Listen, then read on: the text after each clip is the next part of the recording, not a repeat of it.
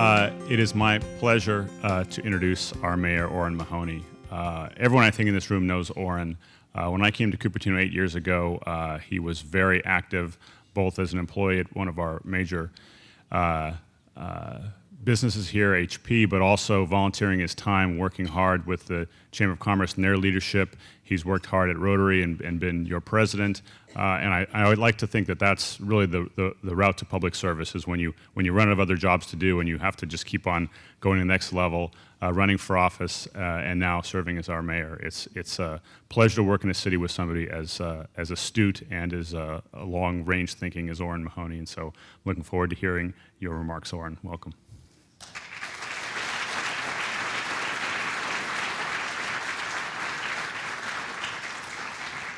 So now I am going to see whether whether my display comes up here and switch from Rotary land to the city.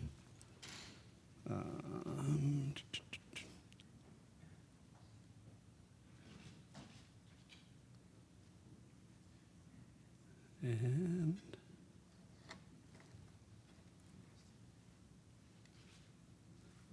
all right, we're good.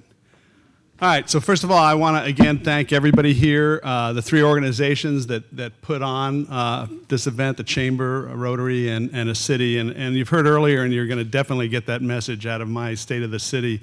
This place is very unique in having all the groups, all the community groups work together towards common goals, and that's going to be one of the themes here. So the title of my talk is Who's Our City? And you might say, well, why did he pick that kind of grammatically awkward phrase? And the reason is it's based on a book, Who's Your City? I had the opportunity last September at the League of California Cities to hear the author, Richard Florida, talk on this topic. And the things he was saying really resonated with me and with my experience here in Cupertino and some of my other experiences. And as I thought about what I was going to do for the State of the City, I thought this was a good framework to do it in. So Florida's had a couple of interesting thoughts. The first thought is, most people have read the book or know about, the Friedman book, The World is Flat. We all know the basic concept of that. With modern communications means anything can be done from anywhere. Place is not important. That's kind of the message of that book.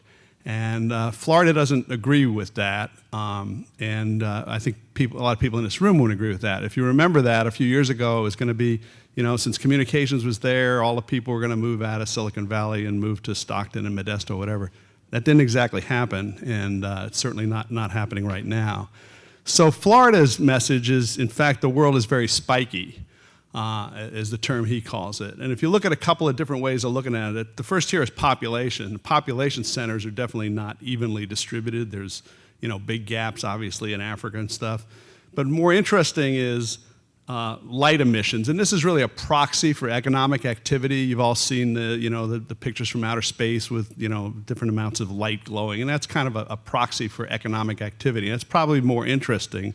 But where it really gets interesting, if you talk about patents, and if you talk about scientific citations, if you talk about the future of what we're going to be, innovation, entrepreneurship, and whatever, this is a much more interesting view of how spiky the world is.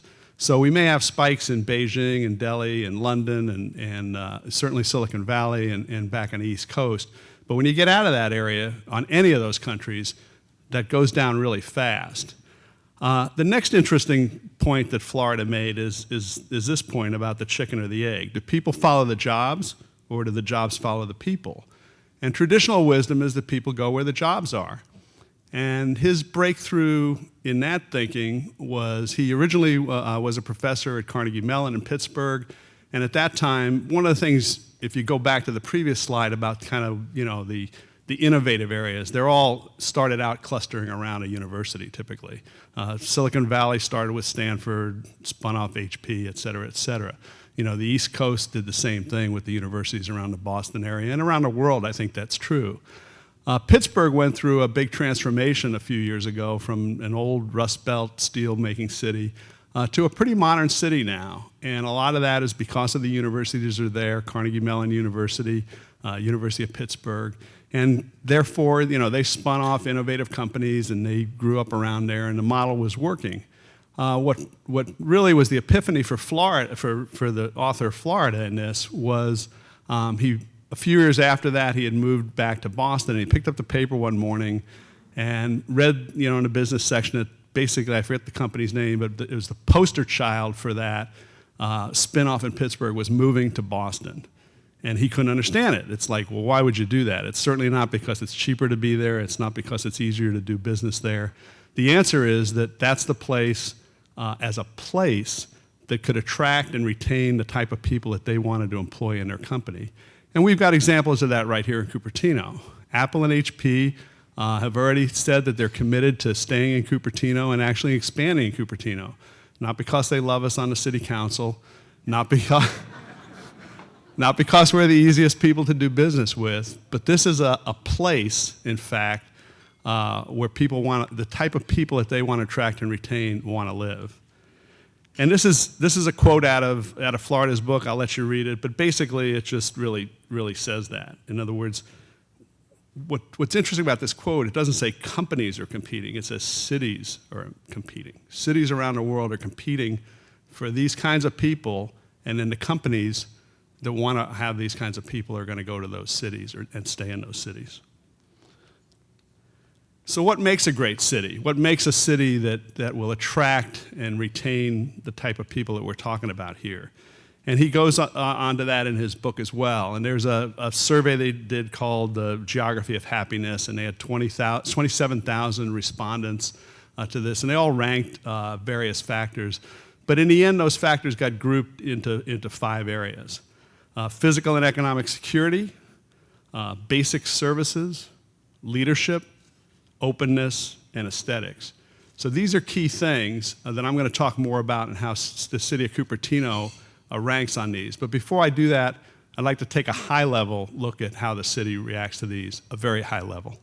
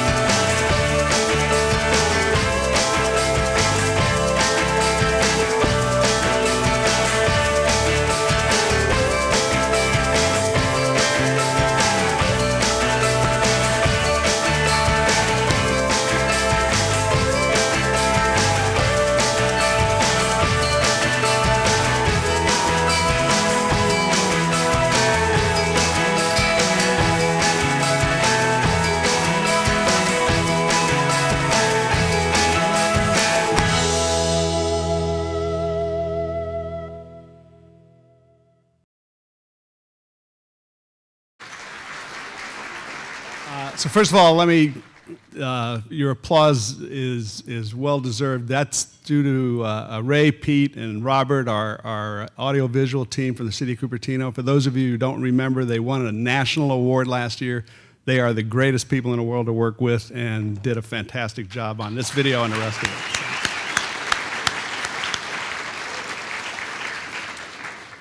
So let me go back now to those 5 areas and really talk in a little bit of detail about how we fit.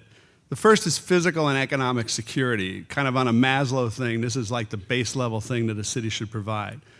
And Florida's definition of that are perceptions of crime and safety, the overall direction of the economy, and availability of jobs.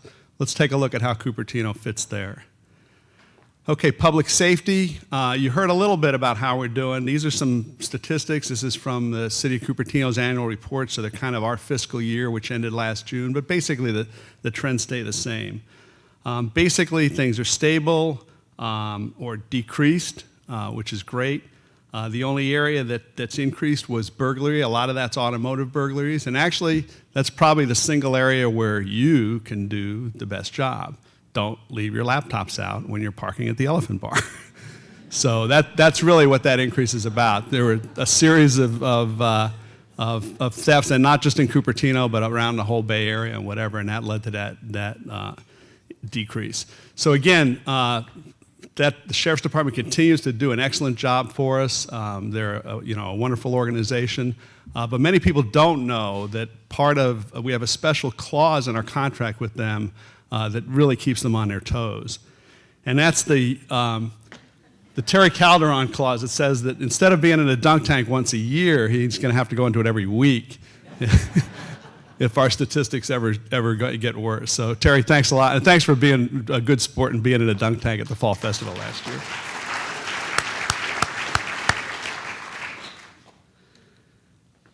Labor force. Again, these are some statistics. One of the kind of the high-level message I'm going to give is that it's not that there aren't some, little clouds out there or whatever, but, you heard it earlier, compared to basically every other city that you're reading about in the paper, certainly compared to the state and compared to other cities around the country, we're in very relatively good shape. And here's an example. Jobs is a key thing. How do you feel about your job? Nobody's job is protected. I think everybody knows that now if there's anybody that doesn't. But we have some great companies here, large and small, that continue to do well, continue to make good announcements about their earnings instead of bad announcements about their earnings. And overall, our unemployment rate has been going up, but as of October, which is just a few months ago, it was about half of what the county's unemployment rate is. So again, is that good? Is that worse than it was, a year ago? Yes, it is, but relative to the rest of the economy, we're holding our own. And that's the same with housing. A lot of what funds the city and a lot of how people feel about their own economic security is tied up on the net worth, and a lot of that's in people's housing. Again, this is some data from Silicon Valley Realtors Association. Is it going up and to the right like it used to? No. Or is it the same kinds of scary numbers that we've seen in other parts of the county and certainly other parts of California? No. Relatively stable. That's important. For you as individuals, it's also important for the city of Cupertino as we put our financial plans together. So speaking of city of Cupertino financial plans, our revenues have flattened out and our expenses have gone up. Some of the expenses that you'll see here, kind of the dash line, those are some projects I'm going to talk about later that are kind of big capital projects. Those are fundamentally done. And in the budget, so we don't have that looming over us, and they'll be completed this year. This is also, I'll just state it for everybody, this is the 2009 projection is our Chief Administrative, our Director of Administrative Services, got that right this time, and she is fortunately for us, she is very, very conservative. So we're hoping, as usual, that the revenue thing is a little bit higher than she's projecting and the expenses are a little bit lower. But the city is doing the right things. We've already, at our next council meeting, we didn't have time at the last council meeting when we finished at 2 a.m., to do a mid-year budget look where we're going to take another $1 million out of the budget with some savings from an expense point of view and make those numbers look better at the end. Now, having said that, the general fund reserves continue to do well. You know, they've dipped down primarily because of the capital projects, but there are not too many other cities of our size that have, you know, $15 to $20 million in reserves for economic uncertainty. So we put away money for rainy days so that when the rain is there that we can actually, you know, pay for an umbrella, unlike certain other organizations in the state of California. Business climate. You know, how are things doing? So last year, we, you know, even in a tough economy, we had 27 new businesses that opened. A lot of them were, and I'll talk more about Cupertino Square. A lot of them were restaurants in the food court there, but other restaurants. But we had Murakai and some other you know, eyewear place, hair places. You know, Wolf Camera moved into the city from out of the city, and then Susie reminded me that most of you, I think some select VIPs here didn't get them because we ran out, have a bag there, a City of Cupertino bag, to remind you to shop Cupertino, because that's the way that we're going to keep this going. We've got to get the businesses there. We've got to go there and shop there to keep them in business. Cupertino Square, what could the state of the city be without an update on Cupertino Square? Actually, there's some, again, I'll use the term relatively. There's some relatively good news there. If you haven't been over there lately, there's definite signs of positive life. The International Food Court is open and about half full, and the other half are people that have signed contract and they just haven't moved in there yet. There will be some new retail space down below underneath the garage. Benihana spent $1 million on a renovation there, and that continues to be full. And then there's just a whole bunch of internal things that have happened there. And the Hofbrauer Express, for those Oktoberfest fans, will be, or not Hofbrauer Express is open today, but the Hofbrau, which is the main restaurant there, a German-themed restaurant, will be open, and that's still on. So, and there's a new leasing team. There's just kind of a, you know, again, this is like probably the worst time, one of the worst times in history to own a mall or whatever, but that team is not given up, and there's some good signs and there's some plans there, and we think the businesses are there, like the theaters and strikes and everything, continue to do well, and we'll just move our way forward. Now, you know, does that mean it's Pollyanna, rose-colored glasses? No. You know, Mervyn's as a company went bankrupt. Shane Company has declared Chapter 11, but they're still going to stay in business, and they're one of our top sales tax producers. And then the Fridays closed. And again, that wasn't a national thing. It was a local thing where the owner of 3 of the Fridays out here got overextended. Who would have thought? And they just ended up closing. But again, the team over there is working on the Fridays thing of releasing that space and stuff. So we're cautiously optimistic about the state of retail. So, you know, what about it as a place? Are people still investing? You know, and we have, you know, 2 main new projects where that at least symbolize that people still think Cupertino is a good place to invest their money, and that's optimistic as well as far as looking to the future. The Shashi Hotel, this is on a gas station site down the block here, kind of back behind Target or really back behind the marketplace. Brain fault, thank you. And this was approved the other night, last Tuesday night, so kind of just in time. The plan here is a very high-end hotel, 4 Seasons type hotel. The plan, therefore, would not cannibalize our existing hotel business, and so it will increase our transient occupancy tax, which is a very important source of revenue for the city. They claim, and they're out here in the audience, you can talk to them later, the team, they want to start digging holes in the ground in June or July. So they've got financing lined up, which is really tough to do today, and they're ready to do something about it. Another very exciting project is what's being called Main Street Cupertino. This is in the big empty land along Stevens Creek Boulevard. In fact, the same land that the City Council approved a project several years ago, the so-called Toll Brothers project.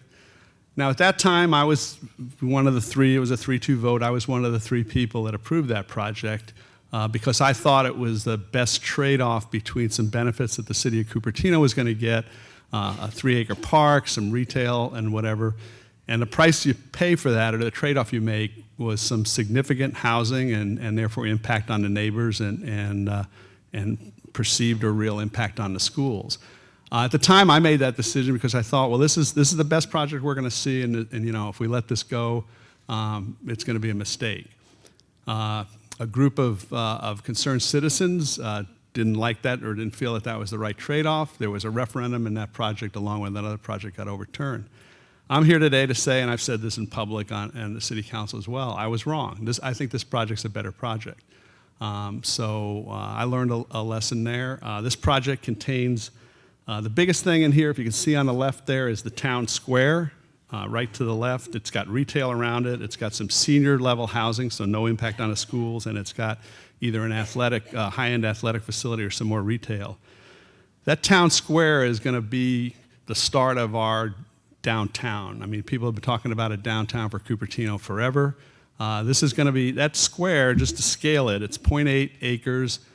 It's almost as big as the whole Cali Plaza in front of there, except this will be in the middle of retail and not, abutting 2 4-lane streets, or 8-lane streets. And it's bigger. And it's quite a bit bigger actually than the whole square in front of the community hall between the library and there. So, especially if you block off the parking around there for events and stuff like that, this is, I think, going to be the focal point for just future community events and just a great place overall. So this is a project, again, it just got approved the other night. The third project that got approved last year, and this is what it'll look like, an artist's conception from the ground floor. So very high-level details, very pedestrian friendly. I mean, it's just Class A, and we're really excited about it.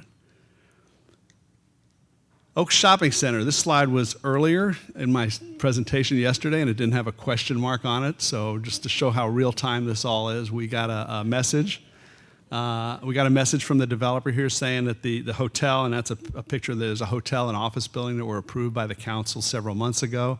And currently they're dealing with the economic crisis and finding funding, and they're going to put it on hold temporarily. And actually what the message says is they're going to reopen the theaters, at least temporarily, and reopen a restaurant there. So at least it'll bring some level of pedestrian activity and shopping back in there. And then I think the plan is still to do this in the future. But again, it's kind of a message. We got a lot of good things going, but we can't just count on them because it's a definite bad economic climate out there. And finally, one of two things a city of 55,000 well-educated, affluent people need are an office supply stores and a bookstore.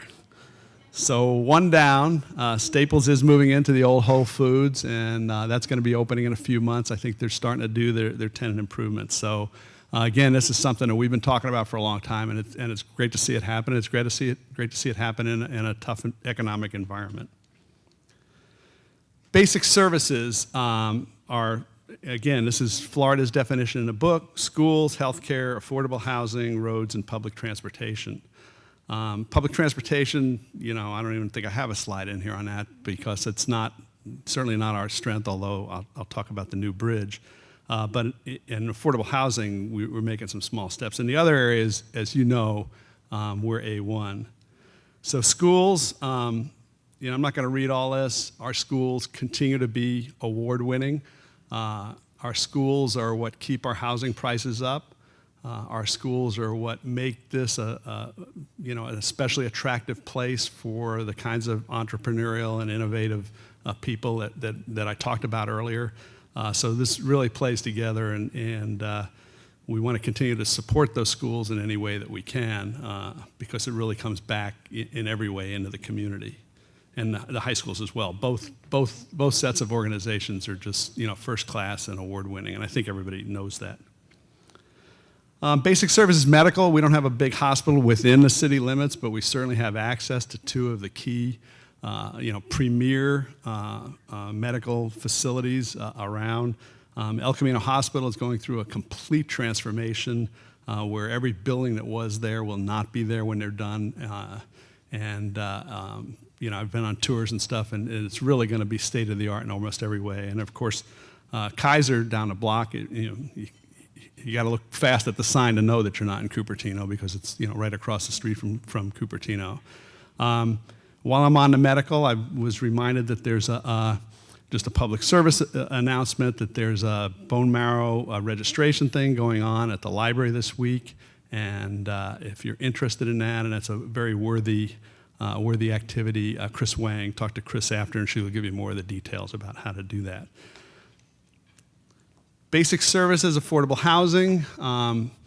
That's a struggle. 15% of new developments have to be affordable, so that adds some to our below market rate program. Our below market rate program, to remind people, is based on a points system with points for public service officers, teachers, and other city workers. But we have done a few targeted affordable housing projects last year. One that I know the Rotarians in this room heard about when Habitat for Humanity came in as a program one day. And then the Maytree project, Housing for South Asian Victims of Domestic Violence, and the Senior Housing Solutions. Again, this is a place for seniors that are basically living on Social Security. And if you're living on Social Security in the Valley, you need some special housing assistance, like extreme housing assistance. So, you know, affordable housing, I wouldn't say it's a plus for the area, but we're trying to do our share. And there's still a need there, and especially for senior affordable housing. And I know there's some plans out there for addressing that in the future, and you'll hear more about that sometime in the future. I don't want to give it away.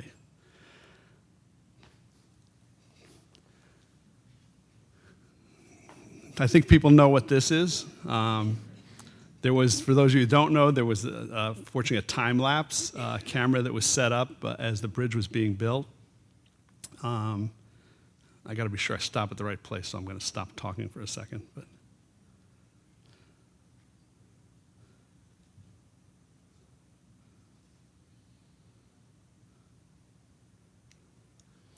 so the Mary Avenue Bridge, you know, it looks pretty complete. The plan is to have it open in April, sometime in April, to have, you know, people go across and have the dedication.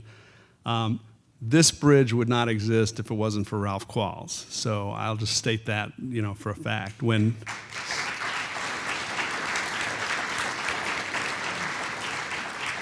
And many other people, but, you know, when the original bids came in, it was a concrete design. They came in way over budget. Ralph, through his network and connections and experience, put together a team to redesign the bridge into steel, have the same look. Come in under, with the final bid under where the estimate was, and you see how fast it's gone up. Not quite as fast as that little clip, but pretty fast. And, you know, it's not just a public transportation thing, but I'm going to talk later about aesthetics and the importance of aesthetics to, in that list of things. That list of things was not in order, as it turned out. And so here's just another example of the difference that aesthetics can make in an overall project. Leadership is another category, and Florida defines leadership as the quality and efficacy of elected and unelected business and civic leadership and the opportunity for public and local engagement. You know, we strike a home run in this area. These are just a few of the organizations that work together, and I really mean work together, not just talk to each other, but work together to make things happen. I take this for granted because I haven't grown up in Cupertino, but I've been here almost 30-something years. When you talk to people in other communities, this is not what happens. This is not, the schools don't work together with the Rotary to make a project happen, or Quota doesn't do something with another organization. You know, the Lions don't come out and do something in the parks here or whatever. This is very special, and you know, it's something we just need to build on. You know, and I'd also, going back to a topic I said earlier, a lot of times when we think of leadership, you know, we talk about city leadership, and the city leadership is excellent. You know, from Dave on down, everybody's here. I do want to introduce two new members of the city staff. It's going to be dark out there when they stand up. So Aaron Cook, our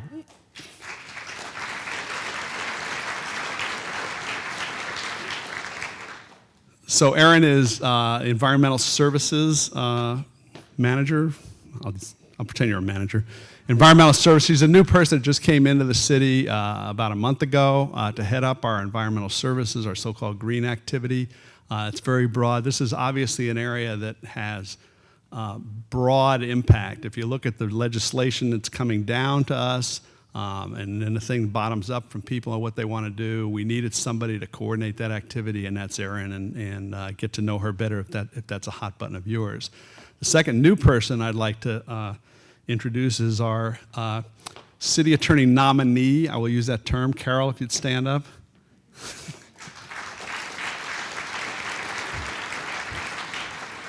And I use that term because there's some little contractual things that we hope to solve at 5 o'clock today and basically finalize that. So Carol has big shoes to fill. I think those of you know that Chuck Killian retired after many, many years of service here. So she has big shoes to fill, but myself and the rest of the council are very confident that she's the right person to do that.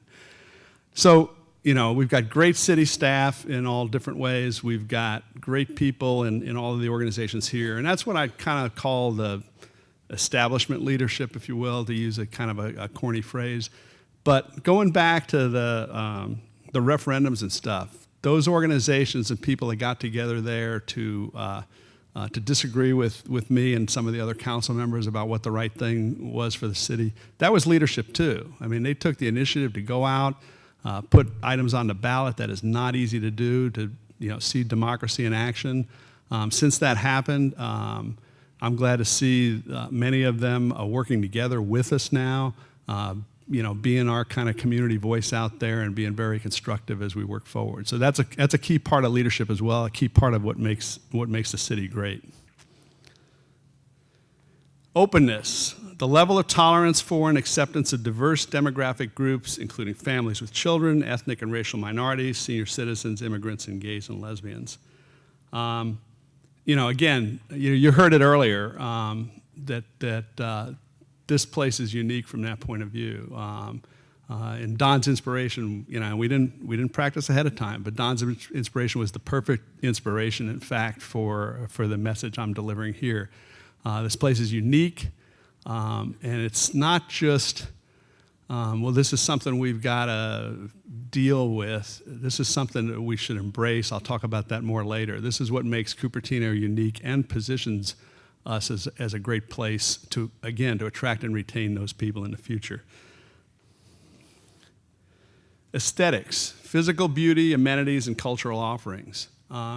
The surprise in Florida's book was he puts it last, I guess just because he wants to talk about it last in the chapters, but in fact, when you rank the factors, it came out relatively high, and that was another surprise as he went through this concept. So the basic idea is, that it was a Maslow's thing, and you got all the other things I talked about first, and if it's a nice place, if it looks pretty or whatever, that's icing on the cake. That is not true. People live in the Bay Area in general, and Cupertino in specific, because of this aesthetics. And Cupertino definitely embraces that, not just in the parks around here, which are the county parks in general, or whatever that we're associated with, but with the things that we do within the city of Cupertino. So our second big capital project, the bridge, obviously was one of those. And again, that was done in partnership with the Valley Transit Authority. We did not pay for all that ourselves, and even Sunnyvale chipped in a little money, very little. But they'll get to go across the bridge too. But really, the Valley Transit Authority, as a regional partner there, really helped, or we could not have done that. And in the same way, the Stevens Creek Corridor Restoration Plan, many of you have seen kind of the work activity going on. This is a really big change. This is changing the path of the creek, which has already been done, changing Blackberry Farm from a regional asset, I'll use that term, something where there was parking for 3,000 people. In fact, if a company wanted to do a picnic, and where 90% of the people that reserved picnic sites were not from the city of Cupertino. It's turning that upside down, making it a City of Cupertino project. It's I think a $14 million project, but not all of that is City of Cupertino. Again, partnership with the Water District, partnership with the state, getting grants, and again, the city staff is absolutely stellar at going out and getting other money to partner with us to do this and let us do this. The grand opening for this, and the key to this is a trail. that starts at McClellan Ranch and ends up at Stevens Creek Boulevard. It goes all the way through there, and ultimately will be a link in Stevens Creek Trail that goes from the bay and right now stops at El Camino Real, but there are plans to have that move through and go all the way up into the hills. Right now, we're ready to do phase 1, and phase 2 is on my list of things to try to move forward this year as well. There's just some activities there. There's some new bridges going in, moving trees, and doing some things. And a lot of the other pictures were moving the creek, so you saw them in the video earlier, kind of like bare ground right now until it gets restored. But a great project when this is done. It's going to open July 4th. That's going to be the grand opening, and there'll be a series of events there to celebrate that. Big project, again, thanks to our Park and Recs people, headed up by Mark Linder, and also obviously in partnership with Ralph and the Public Works team. Well, before I do that, there's another park that's going in this year, a smaller park on Sterling Barnhart that's going to go in, and that's planned to go in at a part of the city that does not have a park today. We try to have a certain number of parks for each 1,000 people or areas of parks, so that's another one that's been missing for a long time, and it's going to happen this year. For those of you who drive up and down Stevens Creek Boulevard, you may have seen a pretty nice looking new building there. That's the De Anza Performing Arts Center, and it includes the UFRAD Gallery. This will be, I think the grand opening for the center is March 6th, and there's an opening for the UFRAD Gallery on March 11th. This is a 400-seat theater, so compared to Flint, which is 2,400, this is much more intimate. If you were to look really fast in the video there were some dancers on the stage. That's about what it's going to look like. It is first rate. This is a reflection of local money through the bonds that can be spent on assets to the community. You know, another interesting thing here, and this is just one of the more recent examples, you know, for a long time we talked about De Anza had a lot of nice facilities, but you wouldn't know it from the city. I mean, everything was faced internally. The old student union or whatever was inside. Once upon a time, this building might have been, you know, designed to show its back to the city. That's all changed now. We're working on integrating that in and having these be assets. And again, the assets that we have here go beyond the city in a general area, but this is one of the key new activities. So what are my goals for this year? I have three. Maintain the city's financial health in turbulent times. We think we're doing okay. We're planning to do okay, but it's going to be certainly not business as usual, and the rest of the city council and myself are dedicated to keeping things under control, not getting in on things early. We have a hiring freeze on right now. We don't want to be, we want to avoid any kind of layoffs if we can, and we have the reserves to do that. We certainly don't want to cut into our public safety and other things that are key to the city, and we've never done that in the past, I don't believe. And we don't plan to do that now. But that's something we're just going to have to continually monitor. Move forward with projects that enhance the reasons people want to live here.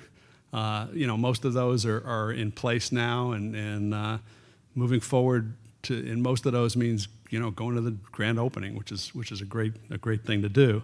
The only exception to that I want to at least see, given some of the budgetary issues, whether we can start to get really serious about phase 2 of the Stevens Creek corridor. I'd hate to have a trail that goes from McClellan Ranch to, 3/4 of the way to Stevens Creek Boulevard and then has a fence there. So if we can do some kind of short-term thing to at least get the trail through and maybe work on the other amenities later.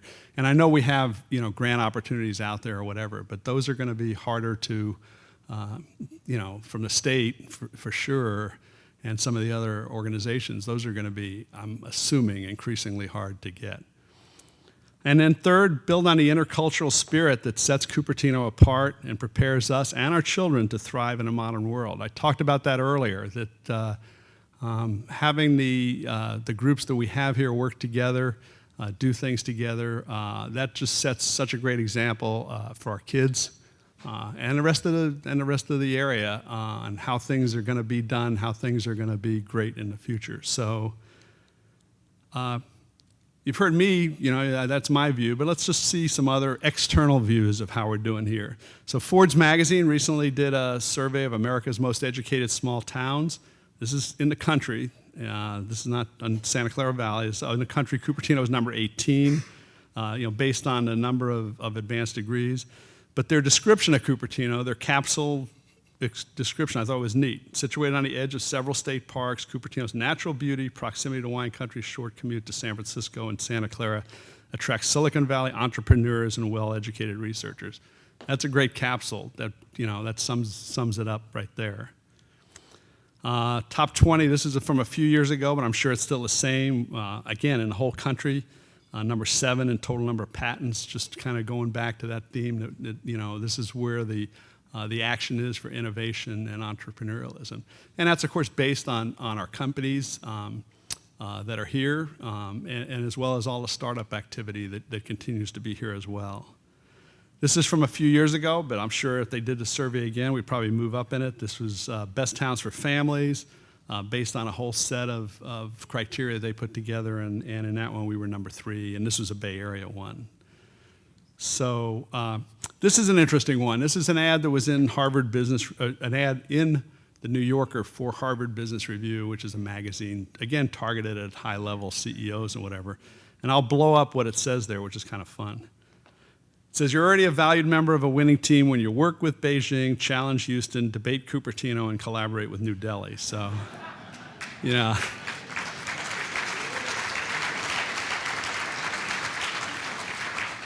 That puts us in pretty good company there. I don't know about Houston. We can discuss Houston later, but. So who's our city? Our city's Cupertino, and it's a great place to live, work, and play. So that's my message, and thank you very much.